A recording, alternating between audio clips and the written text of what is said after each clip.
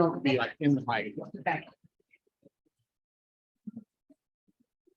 Good afternoon and welcome to Rotary Club.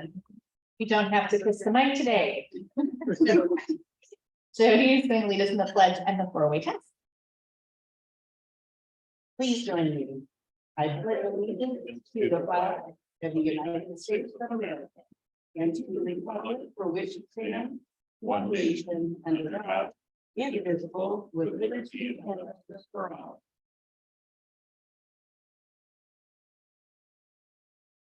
They're going to put it up here so I don't get it out of order.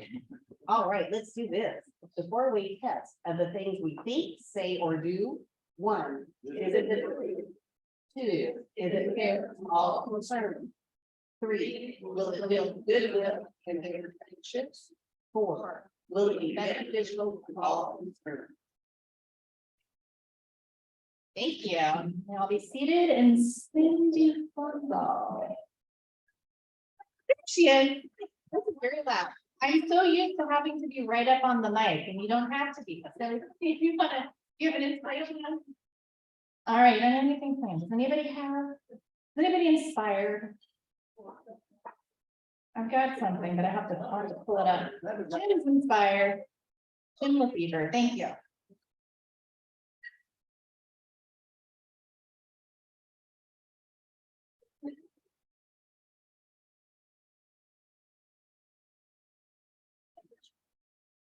Our Heavenly Father, I thank you for the friends here at Rotary, the things you allow us to do in the community, the state, our nation, and the world. And I ask that you be with us at this time. I ask it in Jesus' name. Amen. Thank you. All right. Visiting Rotarians. Do we have any visiting Rotarians? Actually, we do. One of our speakers today, Jeff Poole. It's from the Medford Road Rotary Club. Welcome.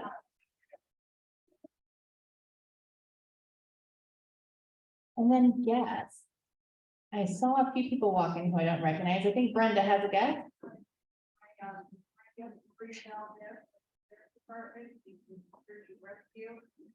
Wonderful. Marie Valdez from Character and Rescue. Welcome. Beth. And one more time for Susan Bond is dead. So this is the second posting for Susan Bondison, who's going to be joining our club. Welcome. All right. Anybody else? Any other guests? So welcome to everyone.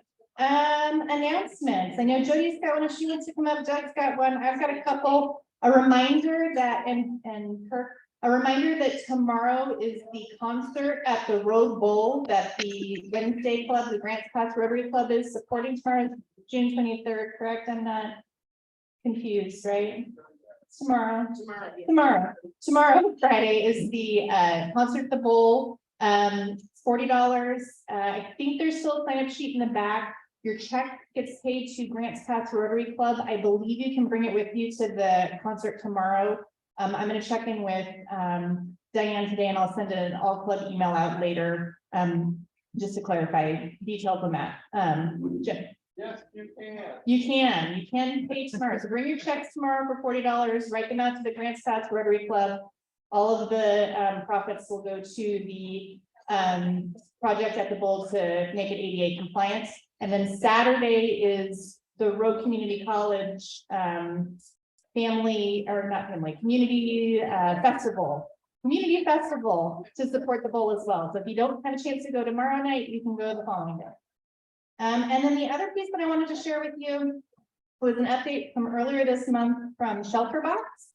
And so for anybody who doesn't know, ShelterBox is a nonprofit organization that partners closely with Rotary, and they provide supplies and resources to areas that have been affected either by a natural disaster or war, and folks who are in need of shelter.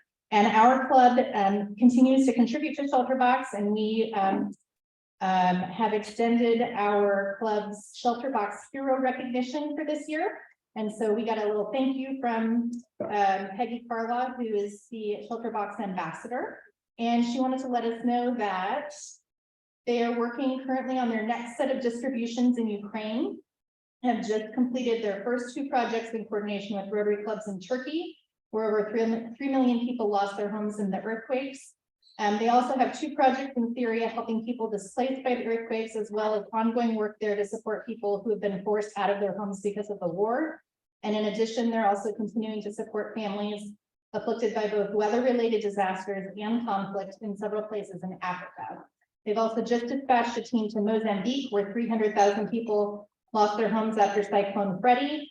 And hurricane season is starting soon in the Atlantic, so they're going to be pretty busy. So the work that we do, all of your contributions to the Shelter Box Fund and our club's contribution really makes a huge difference. So if you're interested in supporting that, you can always write a check to the RG Rotary Foundation with Shelter Box in the memo and get that check to Jan Jones. All right, and Jody. I've got just a couple of things on the table. I've got our shred event. It's our annual shred event that is coming up. It's going to be on Friday, August 4th, absolutely free from 10 to 2. It'll be at my North Grants Pass branch on 7th Street. Big parking lot. We normally have big crowds. So definitely, please, if you've got stuff after tax season, etc., go ahead and bring them and just get them shredded. It's everything is secure, and it's literally by iSecure is who comes and does our shredding. So anyway, there's flyers there, and I'll make sure to try to continue to keep bringing them. It will also be in the chamber newsletter at some point here shortly too. The second notice I got is a fair is coming up. I mean, it doesn't seem like it would be that close, but really it's only about a month and a half away or so. So anyway, my day that I'm in charge of, because the posse runs the gates. Again, this year, just as an FYI, the fair is no admittance fee again. So it's free for everybody to come. We're basically there just to make sure, you know, stuff isn't coming in that shouldn't be coming in, etc. And just reading and that type of thing. But I do have a sign up sheet. If anybody would like to sign up, I only got my date so far, so I'd like to fill mine up first. Hopefully that helping the rest of the posse later. But anyway, my day is Thursday, August the 10th. And I've split the shifts down into 3-hour shifts instead of what we as posse members do as 6-hour shifts. I knew that would be asking way too much. But if you're interested in signing up, we're only doing 3 gates: the grandstand, the front gate, and the horse gate. If you sign up for one of the 3-hour shifts, the second portion of that 3-hour shift needs to be covered by a posse member. So as much as I'd love to be able to have everybody working together, we do have to have a posse member there because we'll be in our uniforms and look selfish. So anyhow, if you would like to sign up, please let me know, and I would be thrilled to have you on my list.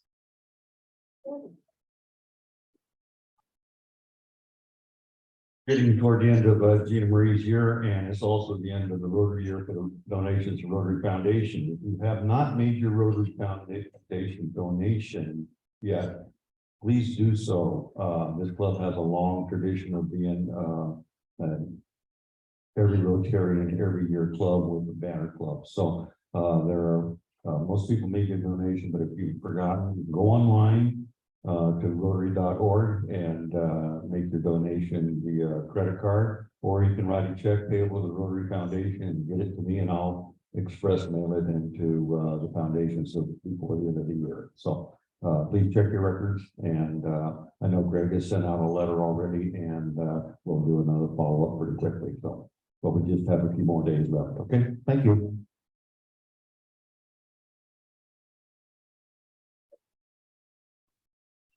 Okay, I get the pleasure of coming up here and giving you a little brief whatnot on Porch Fest.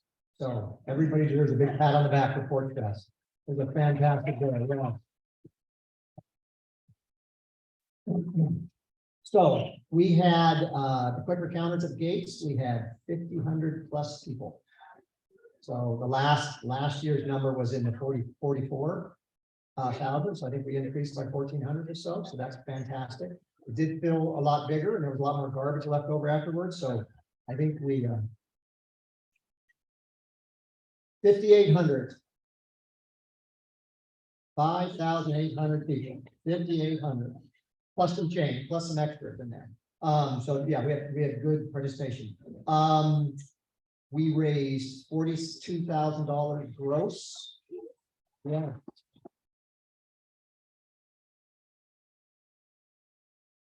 And I would like to have a good enough memory to say everybody's name that worked on this and give everybody credit, but I'm not going to try because I don't have that kind of a memory. But I do want to say that $42,000 gross credit really needs to go to the 6 or 7 Patties that worked on this.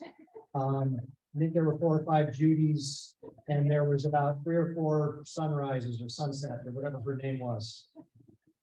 On this one, thank you all, because that was pretty impressive numbers. Thank you. So, yeah. So 42,000 plus change gross. We have about $4,000 in expenses.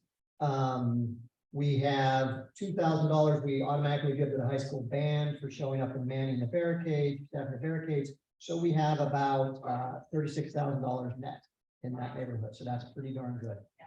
10,000 or so of which will go to our club for our youth activities. So that leaves about $25,000 for those 5 charities that we chose. So fantastic, all of you. That was really great. Okay, so that's it for Porch Fest. We're going to have after action meeting next or in a couple weeks, and we'll start talking about next year and what we do there. We do want to try to bring some more people into some of those committees or those tasks that are being done, so we can get some others involved.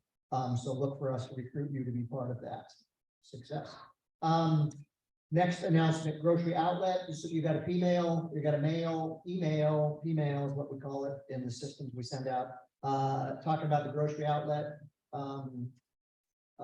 requests for food donations at grocery outlet. So pay attention, those will keep coming for the second half of the month of July. It's pretty easy stuff. You just go there and ask people to buy a bag of groceries for $5.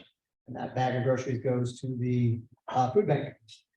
That's happening, and there'll be a couple more emails about that in future. And then the mural team, we're moving forward with the mural idea, paint the mural on the side of the glass porch. And we had our first meeting where we saw the draft sketch of it all the other day. It's looking really good. We're gonna do a little fine tuning, and then we'll present it to the glass forge people, see if they are okay with the concept on that, and then we'll bring it in here and show you all about it. Show you all. It looks like we're going to try to do most of the painting in October. So free up the month of October for yourself. Okay, all month. I just want to make sure that you go to the HBSC, Historical Buildings and Site Commission, because they have a say on what murals are in the historic district.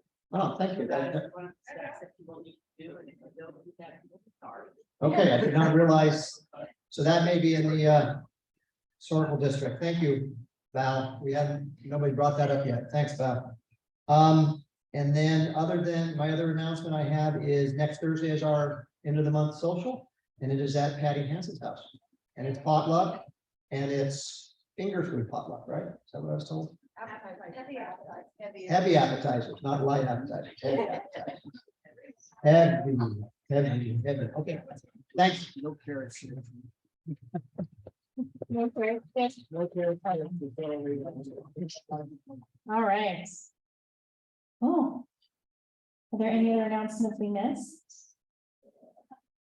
Anybody on Zoom? Yeah. All right. Well, then it is my pleasure to introduce our speakers today. And so we have Dr. Eric Loeliger and Jeff Poole here from Asante. Dr. Loeliger joined Asante in January of 2008 as a physician in the Three Rivers Medical Center Emergency Department. He served as the medical director of emergency services from 2011 until 2015, when he joined the executive team as vice president of medical affairs. Since that time, he's also held several positions within Asante Physician Partners, and in April, he was promoted to vice president of operations and medical officer for Three Rivers Medical Center. Prior to joining Asante, Eric worked as an emergency physician for Med Center 1 in North Dakota. He received his medical degree from New York Medical College and completed his residency in emergency medicine at the University of New Mexico Health Sciences Center in Albuquerque. Prior to his career in medicine, Eric worked for a specialty chemical company where he was the manager of Pacific Rim operations and later the general manager of Canadian operations. Eric grew up in Japan and considers Tokyo to be his hometown. He met his wife Jennifer there at the American School in Japan, and they have 2 children. Their daughter Jacqueline is studying math at the University of Toronto, and their son Malachi will be starting his senior year at Ashland High School in the fall. And Jeff Poole is a director of development for the Asante Foundation, has been part of the organization for almost 3 years. He's worked on the Helen K. Spears Cancer Center expansion project, as well as connecting community members with the newly expanded emergency department at Three Rivers. He previously worked at St. Charles Foundation in Central Oregon, securing community donations for that health system. And he and his wife love living here in Southern Oregon and now have a son, Teddy, who is 1.5 years and a NICU graduate. So I'd like to welcome Dr. Eric Loeliger and Jeff Poole.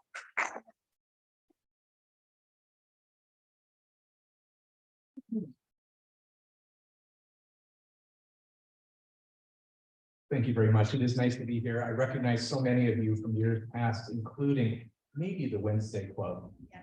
Hosted my daughter years ago for one of the student celebrations that you do. So thank you for everything that you do and stand for in the community. Today, what I thought we would do is just a quick sort of historical look back at what Asante has done and been here in this community and where we think we're headed from here. And we'll do that by sort of going through some of the projects that you might have seen happening on campus. And at any point, please feel free to raise your hand, shout out, interrupt me, because I'm going to be doing this awkward thing, looking over my shoulder. But go ahead and shout my name or say, hey, you, and I'll turn around. But let's go ahead and see if we can fire up that presentation.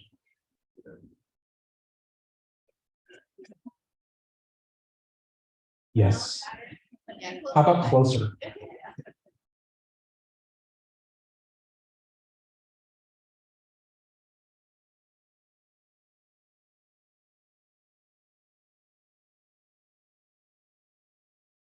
It's hard to get past that banner. But There's a trick at the bottom.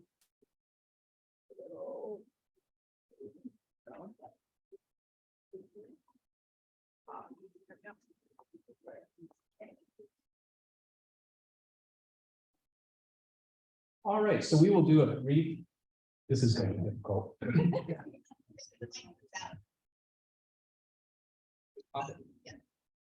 So much better. Thank you. So we're going to talk a little bit about how we got here, and I refer to this as turning points. We're going to look at some fast facts about Three Rivers and Asante as a whole, and then talk about some of our new services and programs. And through all of this, you know, it's inescapable. We are successful in large measure because the community has been so supportive. And so we're going to talk about the difference that philanthropy makes. Next slide, please. So here we are, end of a pandemic. We're seeing eventually a summer come.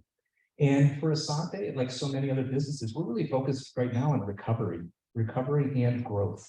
And recovery from what? It's been very difficult last 3 years, whether you're looking at the impact on our community, impact on staffing, the separation we all went through, everything got magnified and concentrated in the healthcare setting. And so we are all looking forward to the trees blooming and for bright days ahead. I will say that. As part of that, we at Asante are going through quite a bit of very intentional organizational change. And so I'll keep it kind of high level, but your own Rotarian member here, Wynn Howard, has served here at Three Rivers for, gosh, about 14 years as the CEO. And in April, he took a new role at corporate, where he is still very much supporting this hospital, but his role now has him supporting all 3 of the hospitals as the executive with oversight over all of our operations in the hospitals. With that, he will still be very active in the cancer centers across the system, as well as with pharmacy and some other very key services. But as he moves into that new role, much of the focus is on how do we work better, more efficiently as a system? How do we make sure that all of the effort that people are putting into their work at every level is maximized by leaning on other parts of the system and making sure that we're all rising together? So a lot of organizational change is happening, and with that, you know, many of you might know that we are coming to the end of a national search for a new CEO for Asante. And so in the coming week or 2, there will probably be some announcements around that as well. So let's go on to the next slide. We covered that. Perfect. Move on. So Asante, we have just under 6,000 employees at Asante. We across the system have 552 licensed beds, meaning inpatient beds that we care for people in. We see almost 105,000 people spread between 3 emergency departments, and we take care of a lot of trauma. These are people that enter into a trauma registry because their injuries are at a certain level that they require specific care. We perform over 17,000 surgeries and 2,529 births at Asante last year. So at Three Rivers specifically, we have 1,100 employees. It's a 125 licensed bed hospital. We see almost 50,000. We're about 45,000 visits a year in the ER. Of that trauma volume that we saw, we have a very large component of it. We see almost 500 traumas, and we performed 5,700 and change surgeries, and last year 685 births. So we see ourselves as being right in the middle of the community, very central to it, and these numbers speak to how much we've grown over the years. So let's go on. This is how it all looked when we began the building project in the new hospital location. It was just a field. I wasn't here, but I'm led to believe at the time it was a really, really long drive across the river to get to this place. Right? So there's a lot of memories, I think, that go back that far. But going forward, let's see what we've developed over time. I mean, this is a really, really amazing healthcare system. And what we have for our community is really nothing short of amazing. Up in the upper corner, you see a picture of one of the linear accelerators for radiation treatment here on the campus of Three Rivers, the new outpatient building. You see some images of imaging technology, and in the bottom right-hand corner, that's actually one of our simulator rooms where we take physicians and nurses and other clinical personnel through very real life situations and make sure that they're training in a safe environment. One of the things that you might notice if you come on campus, just go ahead and advance, is that we started a large ED project, an expansion project, just before COVID hit, and the timing could not have been better. We completed the new ER expansion during COVID. And, you know, you can think of a number of analogies, but we've often said it was like flying an airplane while it was, or building an airplane while it was already flying. We couldn't stop, we couldn't slow down. We had huge volumes, but we continued to build through that. And we more than doubled the size of the emergency department. And it's giving us 30 well-appointed rooms to see people in, including some behavioral health rooms, as well as a 6-bed fast track that's separate from that up in the front. This ER, if anyone's interested in seeing it and wants to set up a chance to come through and tour it, not as a patient, please let me know. It is an amazing facility, and the resources that we have in there are second to none. You'll see in the bottom corner, that little red spot there, that is our heli stop, and it's a very specific terminology. Helicopters can bring patients in, patients can be taken out. It's a FAA certified place for them to land.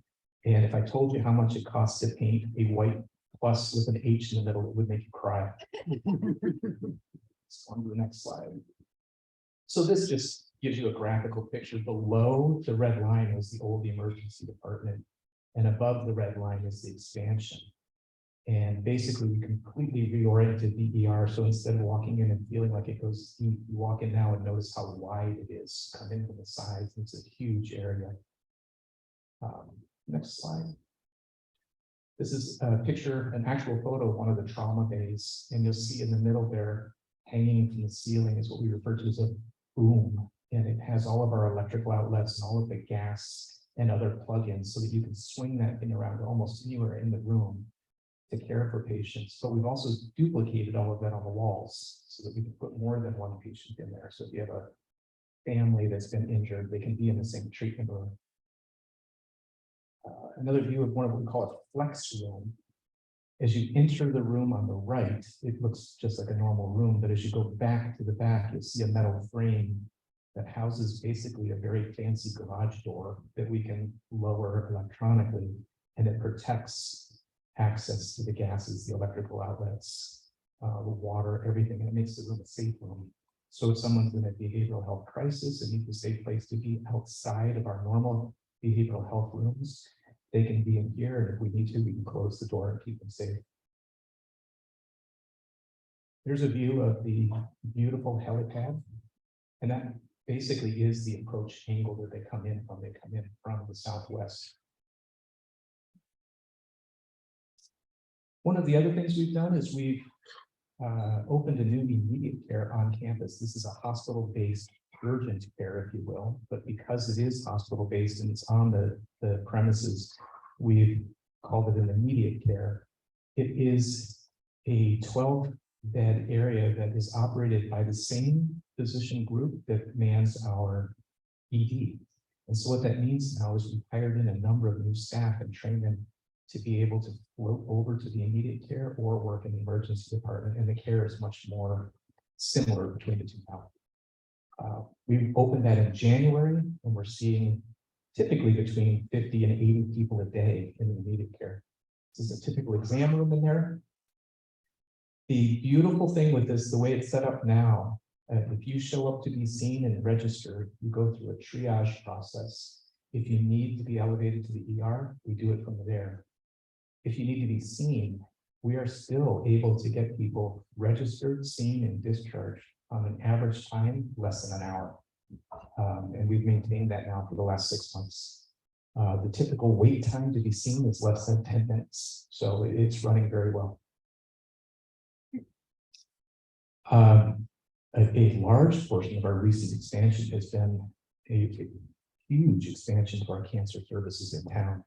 So you may recall in the past, we did have radiation treatment on campus, and then sort of across the street, people could get some fusions done.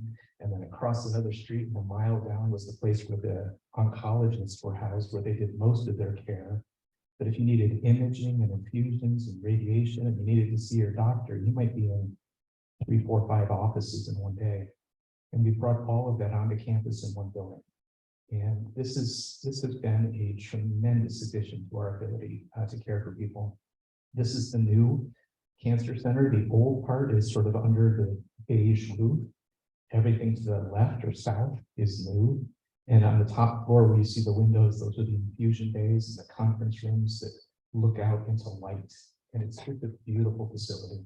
What we can do for our patients now, you know, the medical care continues to advance, but those intangible things, being able to be close, have social work right there, have a place where if you want to look at wigs or other hair coverings right there, all of it's in one place, so that when people are in really the worst, most difficult stage of their health journey, they don't have to worry about those things. We're bringing it to them. Another view, this is looking at the treatment center on the 2nd floor. We expanded by 21,000 square feet in that building. So it's a beautiful facility. One of the things we did is we did bring a pharmacy over so that there's dedicated pharmacy services right there. And you see about 2/3 of the way down, we have a nurse navigator program. It's difficult to navigate healthcare if it's for one issue in one time. But if you think about all the many steps in the cancer patient's journey, it's really difficult. And so we have nurse navigators who sort of attach themselves and say, next step is this. Let's start thinking about 2 steps from now, and they kind of walk you through it. And we've created continued space for new technology. We put in a new CT scanner that we will be able to upgrade to a PET scanner, which is another modality typically used for cancer patients. So we're building for the future. This is what it looks like when you enter on the 1st floor. There's a lot of attention to making it be a calming, healing space. There's a beautiful garden. And I don't even know the details. Someone here may know better than I, but there was an effort to make sure that there's color in the garden all throughout the year. And so you don't walk out in the winter and find browned out grass and nothing else. There's things that bloom or things that bring color all through the year. It's absolutely stunning. And another view of the infusion spaces. Another thing that we were able to put into play during COVID, as if we could, it's almost like we were anticipating this. We, on the 2nd floor of the hospital, we have an ICU now, which is a 12-bed ICU. And then clear at the other end of the hallway, there were some inpatient beds that were being utilized for other purposes. And we converted those just before COVID and into COVID into an immediate care unit.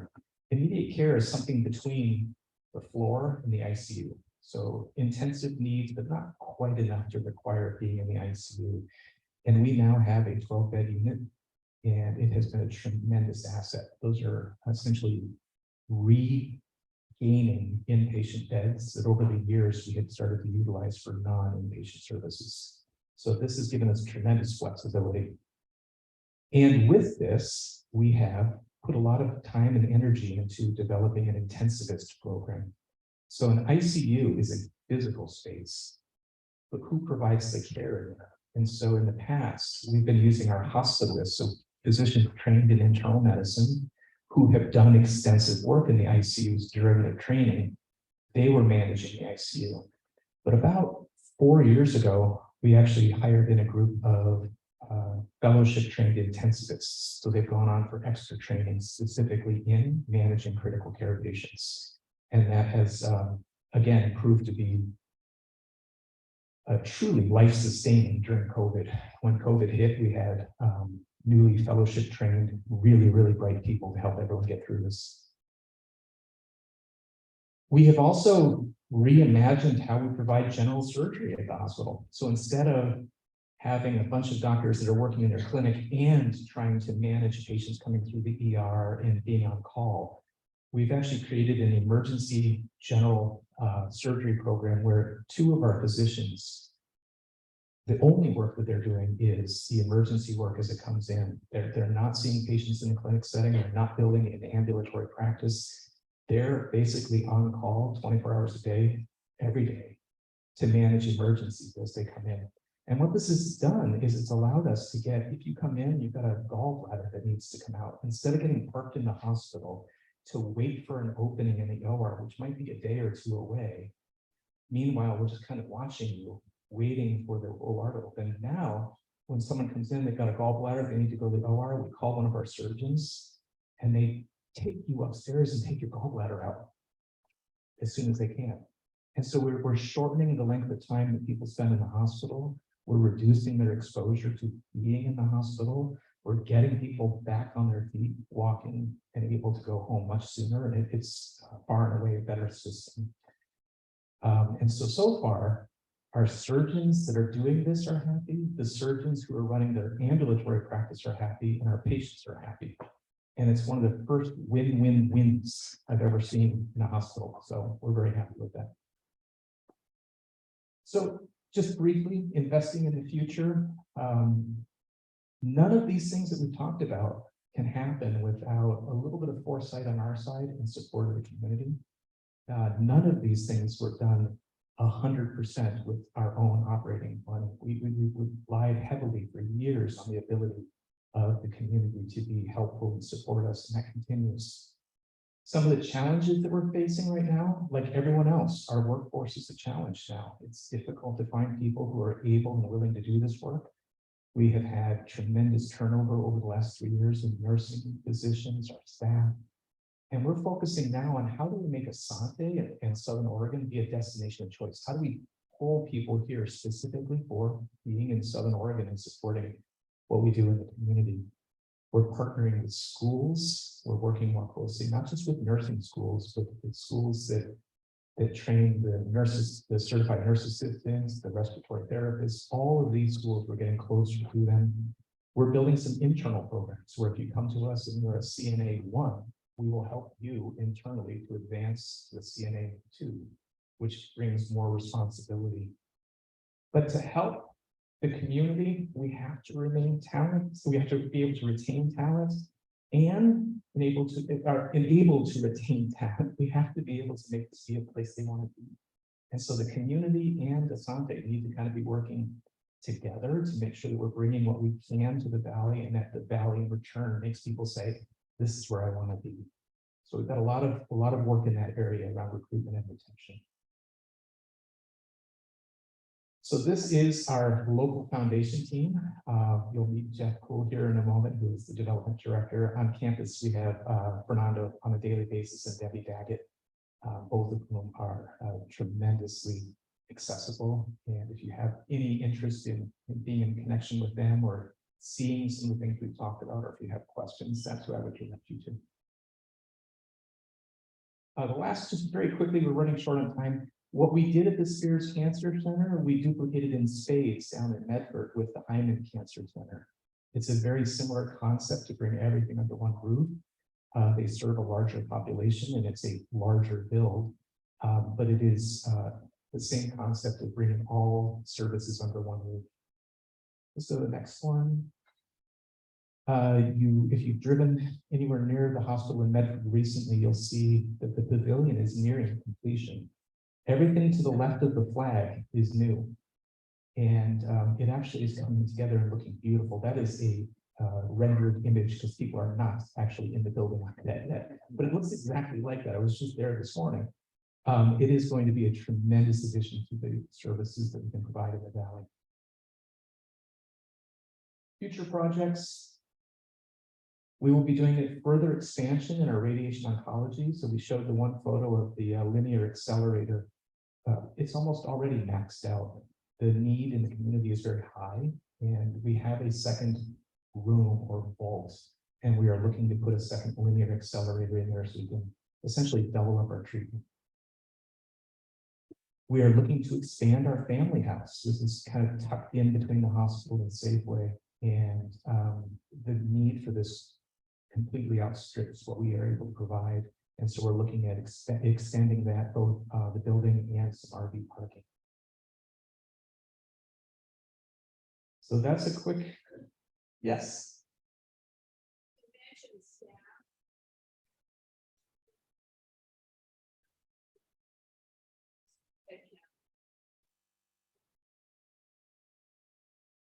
So the question was, how much did staffing levels fluctuate during COVID?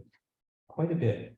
I think in the early days, most people were, ready to just dig in and do what they could. I think so for 2020, we hung in there pretty well. 2021 was a little bit more challenging because there was the mandate from the government about how vaccines and masking needed to be implemented. And around that time, we did see quite a number of people leave.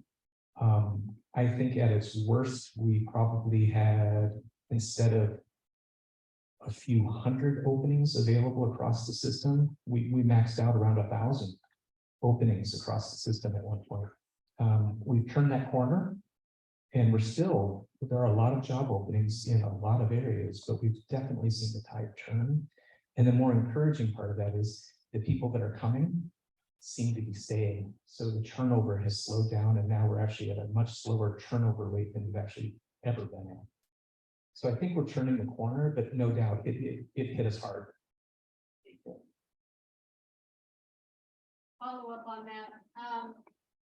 I heard that nursing is a real hole in the system, and that during COVID, traveling nurses getting 3 or 4 times the normal pay scale were the norm. That's turned the corner. And then I hear about strikes on nursing in the north part of the state. Yeah, there's a lot of those two questions. Our reliance on travel nursing has gone dramatically down, and that's basically true across the entire region. So Asante's use of travel nurses was not exceptional. It was what everyone was doing across the country. We saw a tremendous movement of people. They'd say, if I can work here, I could work over there and make more money. And in many cases, we kind of laughed about it, but it wasn't very funny. There were times where some of our nurses were going to another facility, and the nurses from that facility were coming to our hospital. And in some cases, they were doing like apartment and house sharing. You live in my house, I'll live in your house. And through that, they were able to earn more money as travelers. The people who really made out in that were the companies in between the hospitals and the nurses that were doing the staffing companies. So when you hear those stories about the greatly inflated rates, we paid those greatly inflated rates. The nurses, for the most part, didn't collect those highly inflated rates. They got a bump up, but they weren't making double and triple for the most part. And so now people are sort of coming back and settling in. We've seen a lot of staff, including nurses, come back and say, I'm here, I'm back. We've had other people that were travelers that came through and said, you guys have an amazing health system, I'm staying. And now the stability is returning. Now, your other question about labor issues. Listen, I think COVID exposed a lot of labor issues in a lot of industries across the country, and we're no different. And so there are difficult negotiations going on in the north end of the state right now with nursing. And I don't know where it's gonna go. I don't. You talked about taking Three Rivers one year, but I know part of the where they gonna stay? The housing situation here in Grandstand is just down to the dire. So obviously that's got to have to be partnered with the community here. You are absolutely correct. Housing is a challenge, and we are interested in partnering and working with the community to understand, does Asante have a role? What can that role look like? How do we help make affordable housing so that people can come? It's a significant issue. If you're trying to rent a place, good luck. If you're trying to buy a place, bring a suitcase full of money. And there's a lot of people that are in between those two that are finding it very challenging. Yes, and then I feel like I'm taking up too much time, but yeah, someone in the back, yes.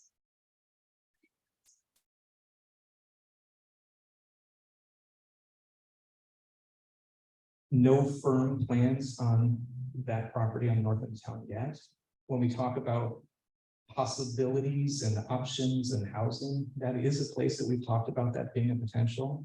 That's outside of my area of influence and expertise, but yeah, we are looking for options for that.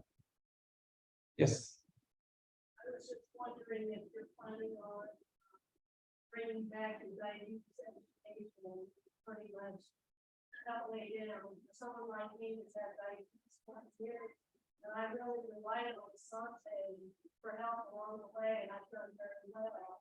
But really, it's very long kids. How the kids do it. It's a great question. I don't have a ready answer for you, but I can certainly look into it with our folks on the ambulatory side to better understand what our options are.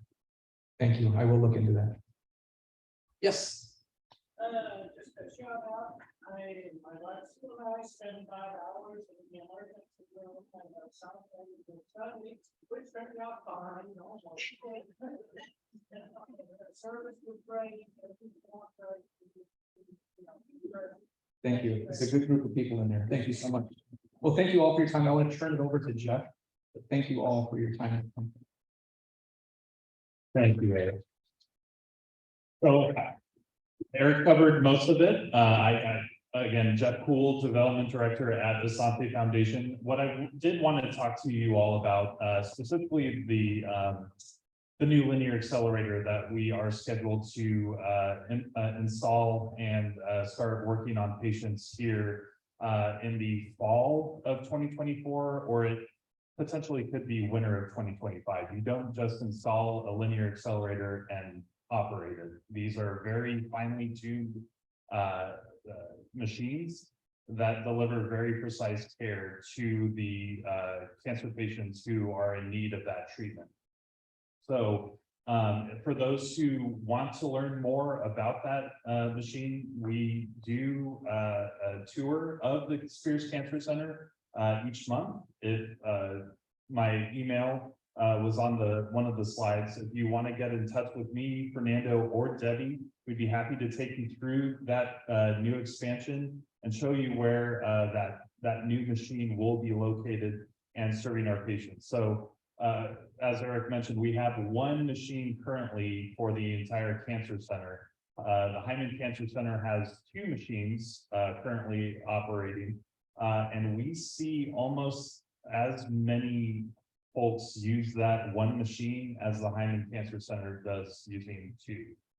So we are turning and burning way too much. The machine is being abused, to put it quite honestly. So again, for those who want to see that expansion, I'm happy to take you through that tour. and also the emergency department. Obviously, COVID was a very awkward time to open up tours for that location, to say the least. That's not a place you want to be during the pandemic. But if you are comfortable and want to see the expansion, we do have a tour, I believe it's Tuesday, July 11th, scheduled at 3 o'clock in the afternoon. And that's one of the tours we have scheduled with our ED manager, Wendy Moore. And she can take you through the expansion and show you what an impact that has had on the community. We were able to raise a little bit over $3 million for that project. A little over $1 million for that Spears Cancer Center project, and these dollars, they get put to good use. These types of capital investments. Eric also showed the pavilion build as well as the Hyman Cancer Center. The Hyman Cancer Center was $60 million in total to build. The pavilion itself is $260 million. And the foundation has been charged with raising $50 million over a 10-year period for all of these different projects. And some of the projects, such as the linear accelerator, was not planned initially. We felt like this was one of those things that we just needed to do. And we're hoping that the community partners with us in making sure that we do have adequate access to radiation oncology within Spears. So again, all of the dollars that we're able to raise truly do have an amazing impact on what services we can provide and ultimately benefit the communities that we serve. So again, if you have been a part of one of these projects, thank you so much for your donation. And then also to round out the projects, the family house, we should have an announcement early next year as far as what that build will look like. We already somewhat have an idea. We like to ultimately double the footprint of the family house, and we'll be announcing more details on that just after the new year in 2024. So any questions for me about the projects that the foundation has been working on, or really any Asante related questions? Yes, sir. I go back to the housing issue and sort of challenge you all to bring that to the top of the agenda. Yes.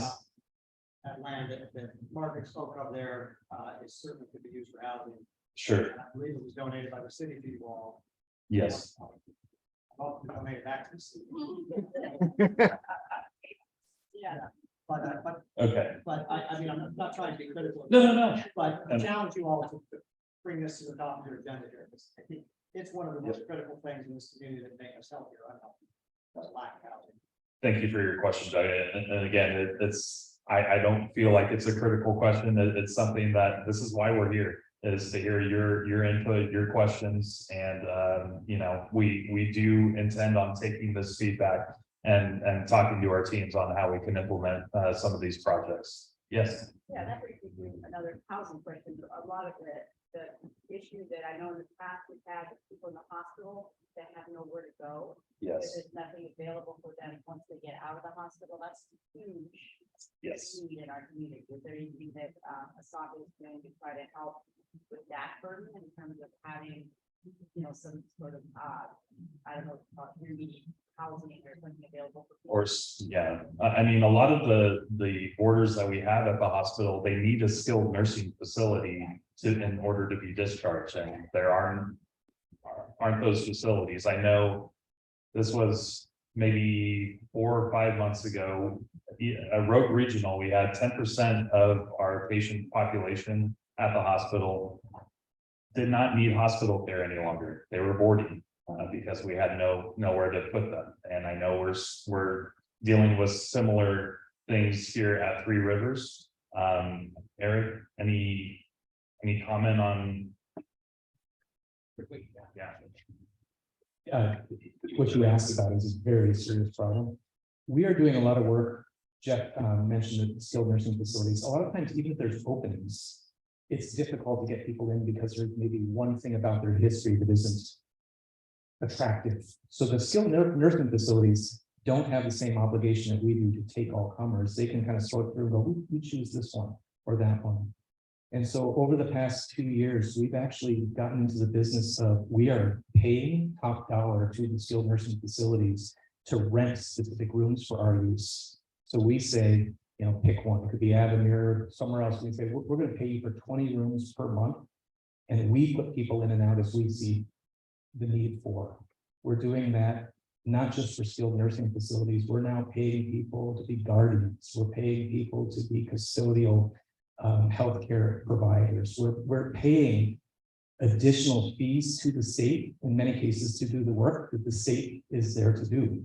And so we're doing everything we can, but we're reaching a limit on how much we can push out. Well, isn't there a law that says that came within the last, you know, that said that you couldn't just release them out? Right. So it kind of ties with it, if I'm correct. Yeah. We want to make sure that they've got a place to go, they've got what they need, they've got clothes on their back and a safe place to go. You know, I can't tell you how many tents we have handed to people from the emergency department over the years. You know, like that's all we have at 3 o'clock in the morning on a Saturday night. But there's a huge need that exceeds that. So that comes back to the whole housing issue.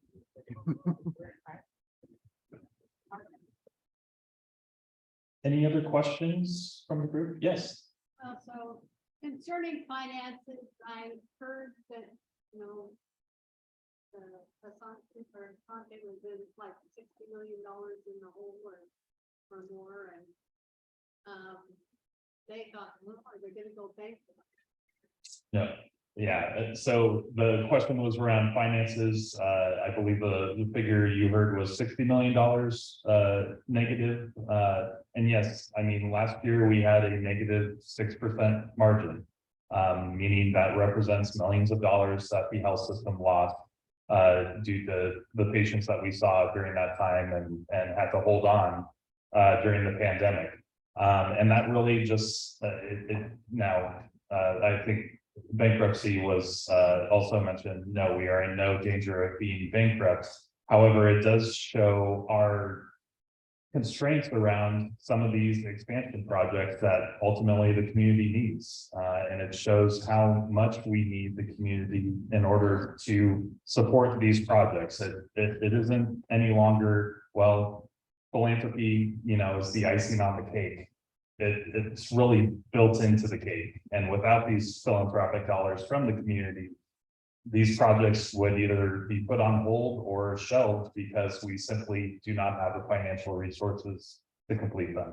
So that is something that we are looking at. And again, we are relying more and more on the community to help us out with these projects in order to meet the needs of the community. All right. Thank you so much for allowing us to be. We really appreciate it. Thank you. Thank you, Beth and Eric. All right, Kelly Moody is going to fill in as Sergeant at Arms to get your happy bucks out. And I'll remind everybody, if you don't have cash to give as a happy buck, there are cards on the table with the baskets with a QR code. You can just scan it with your phone and make your donation through PayPal. Okay, we don't have a lot of, wow, yes, sound here. We don't have a lot of time left, so happy bucks. I'm going to start with how happy I was with Porch Fest. And I'm thinking all of you were too. So real quickly, what I'd like you to do is think about your favorite thing that you noticed at Porch Fest. And for me, of course, musicians, and that we had so many porches filled with so much good music. So what was yours? I would say it's the awesome sponsorship signs that we were able to put at porches. We'll hold our clapping for the end. Clap, mine was the amount of volunteers we had, and my happy bucks are for the volunteers that from the get-go planned or helped us get Porch Fest going, that aren't wearing a vest on the day of or any of that, because those people are key. Yes, they are. So you're putting your money in where, not where your mouth is, but for what you were saying. Your favorite, were you there? Of course you were. Yes, I was there. I loved the music and I was so impressed with the teenagers that helped man everything. And Lenore's face painting was fabulous. And we have a photographer here. Okay, I'm gonna just tell you my favorite moment. We were cruising around and a lady flagged me down. She came over and she said, I live in this area, but I have never been able to attend before. This is my first time. She said, I cannot express to you how magnificent I think this is. You guys are amazing. I can't believe all the proceeds are going to kids. I just am so impressed. She said, can I make a donation? And I said, absolutely you can. You can make your check out to the RG Rotary Foundation. And she handed me a check for $1,000. Oh. No, for you. Okay. I think I was most impressed by all the happy faces I saw walking around, all the, you know, all generations, you know, grandparents down to grandchildren, and, you know, just a lot of happy people for that day. I was so impressed for the energy that I saw in the community and such diversity. And I had some friends that came in between 2 days of a concert over at the Jackson County Fairgrounds. And I talked to them Monday and they said, we hadn't spent the $200 per ticket. And we just paid it once, but it's much better than. Okay, and this guy was there from dusk to, or dawn to dusk. You were there. Well, not quite. What was your favorite part? Okay. My favorite part was the music. Okay, the music in between delivering the garbage cans and picking up the garbage. I was doing maintenance on my rental property and I was trimming the shrubbery and there was music and it was great. Absolutely. Okay, coming around. I was so glad to have my driver. Yay. All right. Your favorite part? That I got to be there. I'm here. All right, who else has something to say? Would you, Leonora, will you tell the story about the little girl who was the last in line to get her face painted? So, it was getting late in the day, as it always does when you're face painting, and I looked up for a moment and I said, who's the last person in line? And this woman said, oh, it's my son. And I said, please do me a favor and tell anybody else that walks up that I can't paint any more faces because they have to take my pen away and everything else. And there was a little girl that had been standing there and she was actually after that young man. And she looked shocked and I said, don't worry, I will paint your face. And so the last of the children came and she came and sat in my chair and I go, well, what do you want on your face? And she said, blue butterflies. So I painted her blue butterflies on her face and she was so excited. When I handed her the mirror, she was like, I love it. And she leaped out of the chair and started spinning around. Fantastic. Well, my favorite part was selling raffle tickets, and I walked up and down the street, and it was, and I have to tell you, my least favorite thing to do is ask people for money. I don't like to do that ever, but this was so easy. I asked people, well, have you had the opportunity to donate? And people were like, no, I'll take 2. And that was, you know, I mean, almost every single person that I approached was like, sure, I'll buy a raffle ticket. So I was kind of blown away by that because I really was hesitant. But after a while, it turned out to be so easy. Then I realized, I want money from you. Patty Hansen. She wasn't there, but we all need to give a bow to Patty. Wow. I'm just gonna add on to what Claudia said too, because I hate asking for money more than anything in the world, but it was such an easy thing, and people were just so gracious to have that opportunity. It was an absolutely beautiful day. All the generations, it was great to see people on bicycles and having that space. I mean, it's just such a great community event. It's by far my favorite. And notice she has money in her hand. Open your pockets. Well, Jim and I were selling the t-shirts and we sold out at 2:15, our last one. And that was cool because this is the first year we've sold them all. But we were sitting there and we were listening to the music, we were watching the people. They were walking up and down, they were smiling. We brought happiness to this community. And that is why I love this town and I love small town America, because we have the opportunity to bring happiness to a lot of people. Wow. Well, so I thought it was a great event and it was nice to see people of all ages attend, but I wanted to give a shout out to Kurt. I ran into an elderly couple. I know that was there listening to the music the whole time, but the lady ended up falling at the end. And she said, some guy in a Navy hat and the golf cart came up, helped her and actually took her all the way to her car, but she could barely walk after that fall. So thanks, Kurt. Yeah, this is my first time at Porch Fest, and I didn't really know what doing. So I was just sitting around doing nothing, but I was sitting in a golf cart.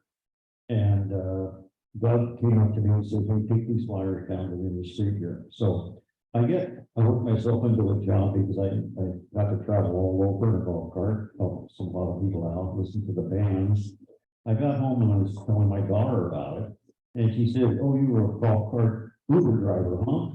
And I said, yeah, I guess that's the job. And she said, well, let's shorten it. We just call it an Uber driver. So my favorite part was that our info booth was right next to that bucket of sudsy water that one of the vendors brought for kids with a giant bubble. And that was so much fun to sit there and watch kids make giant bubbles all day. We're gonna have to find ways to expand that simple kids activity like that. Yep, I saw that too. Okay, last one. Okay, I like to ask people for money. Clearly. I also had so much fun getting people's attention. And they were so happy to come over and give us money. And, you know, they're $10 up for a ticket, but of course, you get 2 for 20. So we had a lot of that. And the people were just so grateful. So it was so much fun. And I love it. Let's do it again. Just quickly, because I was sitting next to Jan and she goes, you know why I'm so successful? Because I make googly eyes at people.